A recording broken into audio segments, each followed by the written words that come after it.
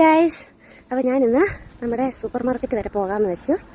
അപ്പോൾ എനിക്ക് കുറച്ച് സാധനങ്ങൾ മേടിക്കണം. കുറച്ച് ഫ്രൂട്ട്സ്, കുറച്ച് ഇഞ്ചി, കുറച്ച് മുളക്, അങ്ങനെയുള്ള കുറച്ച് സാധനങ്ങൾ മേടിക്കണം. അപ്പോൾ അതിന് വേണ്ടി ഇറങ്ങിയതാ. നല്ല വെയിലാട്ടോ.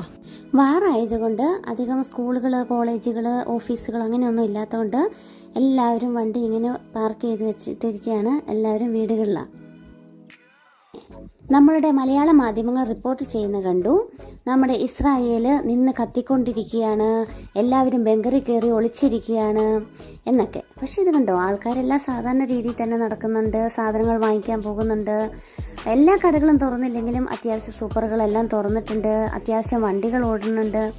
എല്ലാം സാധാരണ ഇങ്ങനെ പച്ച കള്ളങ്ങൾ പറഞ്ഞ് ഞങ്ങളുടെ കുടുംബാംഗങ്ങളെ ഞങ്ങളുടെ സങ്കടപ്പെടുത്തുന്നതെന്ന് ഞങ്ങൾക്ക് അറിഞ്ഞുകൂടാ.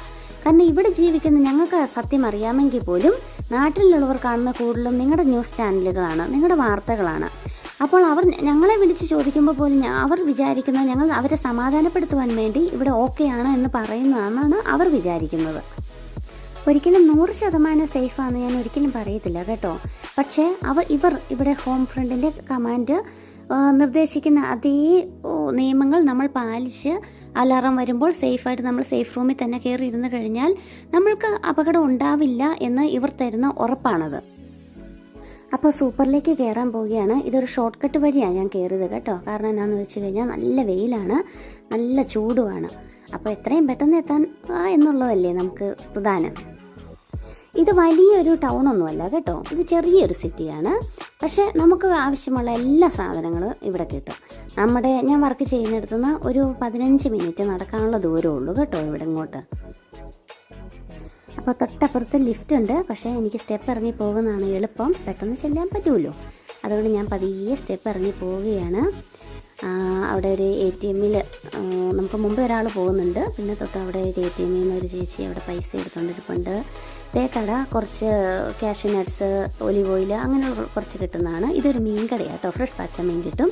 ഇതാണ് നമ്മുടെ സൂപ്പർ മാർക്കറ്റ്. അവശ്യ സാധനങ്ങളൊന്നുമില്ല ഇസ്രായേലിൽ, എല്ലാവരും പട്ടിണിയാണ് എന്ന് പറയുന്ന കുറച്ച് പേര് പറഞ്ഞ് കുറേ കമൻറ്റുകളും വീഡിയോയും ഞാൻ കണ്ടു. പക്ഷേ ഇത് നോക്കിക്കേ, എല്ലാ കൂട്ടം സാധനങ്ങളും ഉണ്ട്. സൂപ്പർ നിറഞ്ഞ സാധനങ്ങളുണ്ട്. ആവശ്യക്കാർക്ക് എത്ര വേണേലും എടുക്കാം. ഇതുകൊണ്ട് ഇഷ്ടംപോലെ വൈനുകൾ ഇരിപ്പുണ്ട് കേട്ടോ.